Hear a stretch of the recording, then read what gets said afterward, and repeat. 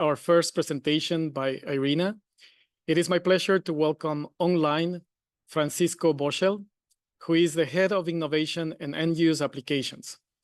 Francisco, we look forward to your presentation on the role of trade and quality infrastructure in achieving the COP28 Tripling Renewable Power Pledge. Francisco, the floor is yours. Thank you very much, and good morning, everyone. First of all, I would like to thank the WTO for the kind invitation to present today at this TESSD working group meeting, the role of renewable energy and quality infrastructure in facilitating trade towards an energy transition. So today I want to give you a quick overview of where do we stand with the energy transition and how quality infrastructure is playing a more prominent role in the required trade to achieve the set goals by the climate negotiators and sustainable development goals. So I would like to start with the outcome of the COP28, the UAE consensus, that includes the tripling of renewable electricity capacity by 2030. And this is really a big milestone. And why is that?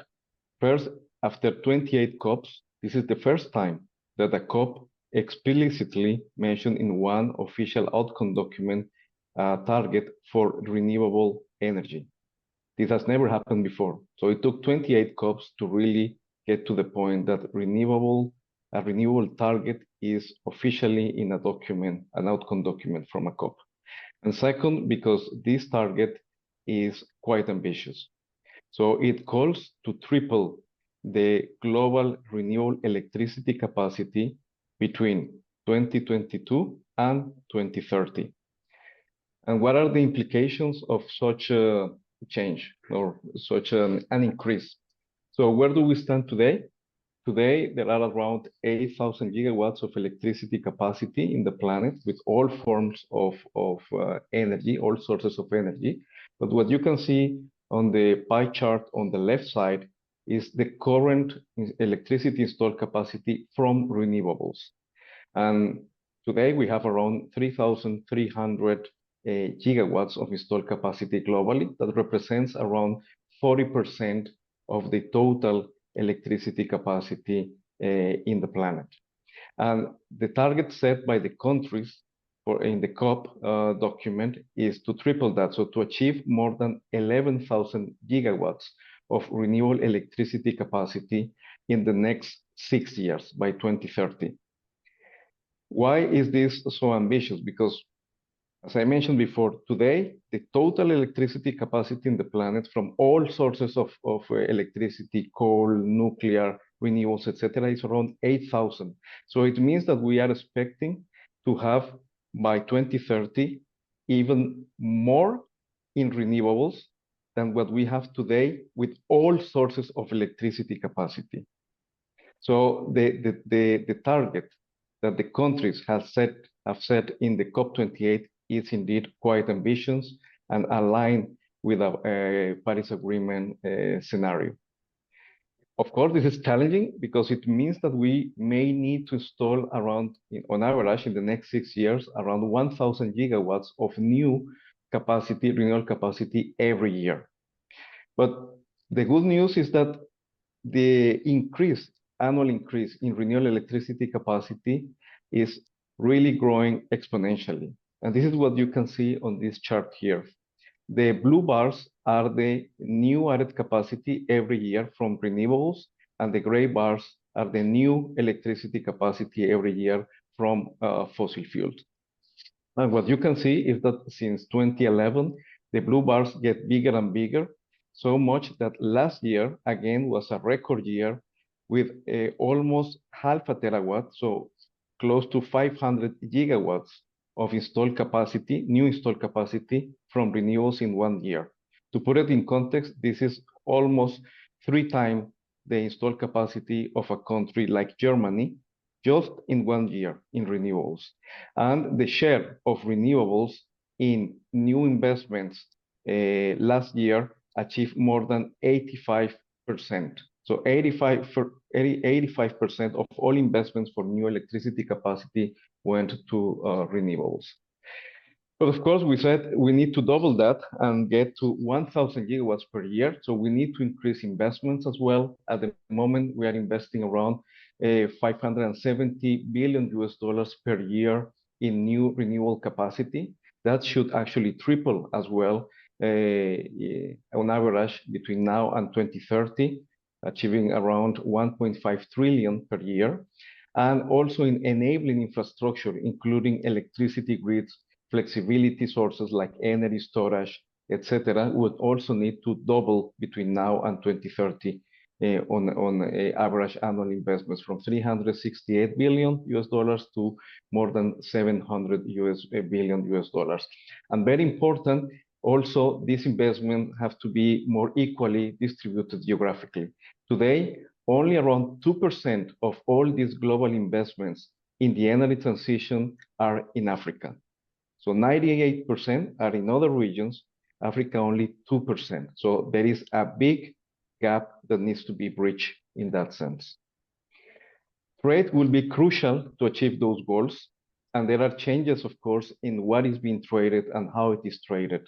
And what are the main implications? Of course, number one, we need more trade of all the related, not only renewable energy inputs, but also the technologies and the infrastructure components that will be needed for the energy transition. In 2021, we did an analysis for the solar photovoltaic sector, for example, jointly with the WTO on that specific technology and what would be needed. The second point is that while today most of the energy is traded across oceans in the forms of oil or oil derivatives or coal, in the future, the main energy vector will be electricity. And of course, electricity is difficult to trade across oceans, but between neighboring countries, this trade is expected to grow quite significantly. And for that, there will be need to have interconnections, but more than that, to have regional markets and grid codes, which is part of a quality infrastructure or grid standards to be able to achieve that. And the third point is that we still need molecules in addition to electricity. But those molecules might be in the form of green molecules like green hydrogen, green ammonia, and green methanol. And this is the topic of an analysis we conducted jointly with the WTO last year. And this is where I would like to focus the rest of the presentation. So as of today, if we look at the trade of hydrogen across countries or between countries, is quite small. It's only in the order of 300 million US dollars per year in 2022. But if we see the trade of hydrogen derivatives, so those commodities that are produced based on hydrogen, that is quite significant. It's actually almost 2 orders of magnitude bigger, especially ammonia and methanol, where in 2022, they were traded in the order of between 14 and 18 billion US dollars. And we expect that in the future, this will continue. So it means that when we transform from fossil hydrogen to green hydrogen from renewables, also what would be traded across oceans might not be hydrogen, but it would be hydrogen derivatives. And then we need to think more about the quality infrastructure and whole infrastructure needed to trade actually those commodities like green ammonia, green methanol, or green kerosene. In that sense, it's expected that around 1/4 of all the green hydrogen that would be consumed by the mid of this century in a Paris Agreement aligned scenario would be traded across oceans or between countries, sorry. And about half of that would be across oceans in the form mainly of ammonia or methanol. So once again, the importance to really develop the physical infrastructure as well as the quality infrastructure, not only for green hydrogen, but for green hydrogen derivatives as well. And of course, in addition to the actual commodity or the molecule, we will need to trade many other products and services to be able to achieve such a green hydrogen economy aligned with the energy transition. We will need to trade renewable electricity, as mentioned before, to produce that green hydrogen. We will need to trade the technology or equipment like the electrolyzers, the compressors, the valves, etc. We will need also to trade the materials to, for example, build up the transmission pipelines, the equipment as well, the fuel cells, and so on and so forth.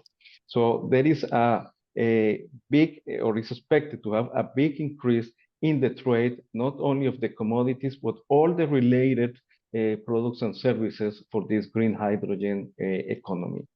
And of course, quality infrastructure harmonized internationally would be crucial to achieve such a trade.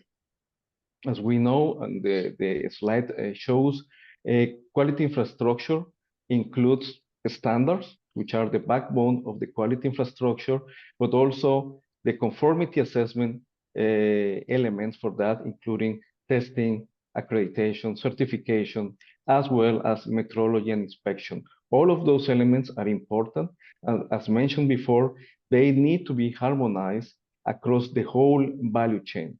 From the generation of renewable electricity, the production of the hydrogen, the distribution and transportation, and the utilization of such a green hydrogen on site.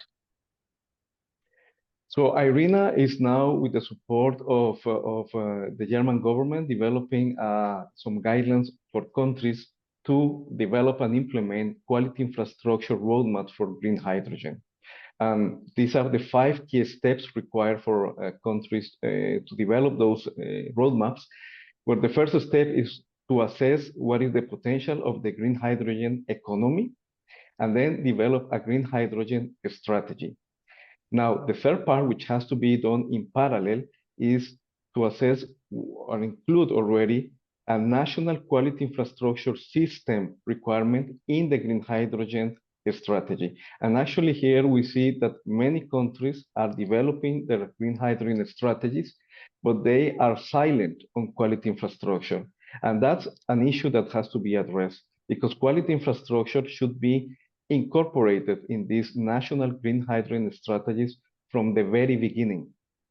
And then we will have the assessment of the exact requirements of services, quality infrastructure services that would be needed in the context of that, country, and then the development of a quality infrastructure action plan on how to develop those services that are missing to support this green hydrogen economy. In this aspect of including quality infrastructure from the very beginning of the national green hydrogen strategies, there are also some countries that are already implementing that. Just as an example, here is the case of Germany, where they, in their national hydrogen strategy from 2020, they already explicitly mentioned that the chief components of these key measurements and quality assurance infrastructure needs to be built up network at national and European level, including metrology and the physical and chemical safety technology, and so on and so forth. So we expect that countries already include these requirements to already set the right signals to the market on what needs to be developed in terms of quality infrastructure to support their national hydrogen strategies. In addition to the first bullet point on having quality infrastructure explicit in national hydrogen strategies, the second point is that the international standards that are being developed under IEC and ISO need to have the engagement of all the stakeholders and incumbent countries. The ones that would import, the ones that will export, the ones that will demand green hydrogen, etc. And we know that there is a big potential for developing countries to also produce and in the future export these kind of commodities. So the engagement of these emerging and developing countries in international standards is quite important. And the third point is that these standards should also follow the trends of the market. And for that, what we mean is that, for example, in the case of green hydrogen, a few years ago, a lot of attention was put on, for example, hydrogen for low temperature heating or for road transport. Now we see that those applications might be directly electrified and may not have a big demand for hydrogen, but other areas would have quite large demand for hydrogen, like aviation fuels, maritime fuels, the chemical sector, the fertilizer sector, and the steel production sector. So standards should realign to address those markets that would be the big markets of the future. Coming back to the point of engaging emerging and developing countries, here is the map of the countries that are members of the ISO TC 197, developing standards for hydrogen, including, for example, the carbon accounting standards. And what we see is that quite a number of countries that have a big potential to be producers of low-cost hydrogen, like, for example, in North Africa, in Central and South America, are not part of these technical committees in ISO. So this is a call again to support those countries to send national experts and participate in these processes, so their national context and requirements are already incorporated in these international standards, facilitating the harmonization of requirements and future trade of those commodities as well as services across oceans and across continents. To finalize, we had in September a workshop with around 60 experts on quality infrastructure for green hydrogen. And these are the 10 key points that were discussed at that meeting as the key ones that need to be addressed in the next 2 or 3 years to be able to have this quality infrastructure harmonized for green hydrogen. The first one is related to the balance between stringency and market availability of these standards. The second one, mentioned already, the market trends to have the standards developed for the actual markets of the future and not for the markets of the past. The third one, the huge importance of having the skilled personnel to work in these laboratories, standardization bodies, customs, etc. The fourth point is about carbon accounting and the importance of having really a life cycle approach for those standards. The fifth one is that in addition to carbon accounting, issues, for example, related to water demand, pollution, etc., also need to be included as sustainability aspects in those standards. The sixth point is to increase the use of digital solutions to facilitate the custody chain and traceability of those standards. The seventh point was about, of course, harmonizing internationally all those elements. The eighth point, again, to have the engagement of developing countries from the very beginning. The ninth point is to enhance or strengthen the use of quality infrastructure by policymakers, especially in regulatory, but as well national strategies. And the 10th point is, of course, trade is all about international dialogue, cooperation, to have this harmonization of requirements in benefit possibly of all incumbent markets. So these were the 10 key points that were addressed at that workshop on quality infrastructure September last year. And with that, I finalize all the material that was presented today is publicly available in our reports. When you receive these slides, every slide will have the source, so you can go and see all the details in our material that, as mentioned, is publicly available. With that, I want to thank you again for the invitation to contribute. I'm very happy to answer any question if there is. Thank you very much.